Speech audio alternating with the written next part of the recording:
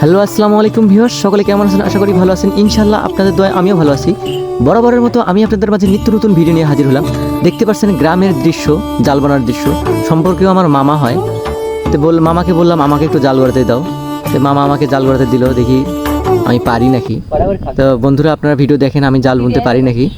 আর মামা আমাকে বলে দিচ্ছে কিভাবে জাল বুনতে হয়।